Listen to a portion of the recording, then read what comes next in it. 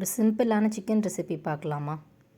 ஒரு குக்கரில் கொஞ்சம் நல்லெண்ணெய் எடுத்துக்கோங்க. அது கூட கொஞ்சம் சோம்புத்தூள் போட்டு பட்டை வத்தல் கிள்ளி போட்டுட்டு இஞ்சி பூண்டு பேஸ்ட் போட்டு நல்லா சாட்டே பண்ணிவிட்டு அது கூடயே கருவேப்பிலை, தட்டி வச்சுருக்க வெங்காயம், 1 ஸ்பூன் வத்தத்தூள், 1/2 ஸ்பூன் மல்லித்தூள் போட்டு நல்லா கிண்டிட்டு அதுக்கப்புறம் ஒரு தக்காளி அதையும் லைட்டாக அரைச்சிட்டு அதையும் அது கூட சேர்த்துக்கோங்க.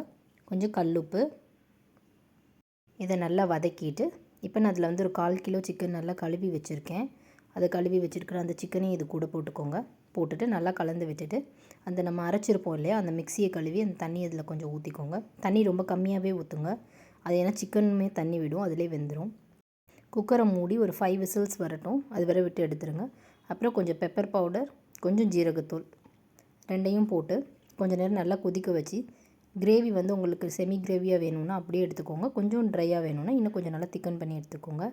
இது கூட வந்து நான் ஒயிட் ரைஸ், ரசம் அண்ட் இந்த சிக்கன் கிரேவி, இதுதான் இன்றைக்கி எங்களோட லன்ச். ரொம்ப எம்மியாக இருக்கும் இந்த கிரேவி. ஈஸியாக செஞ்சிடலாம். செஞ்சு பாருங்கள். பாய்.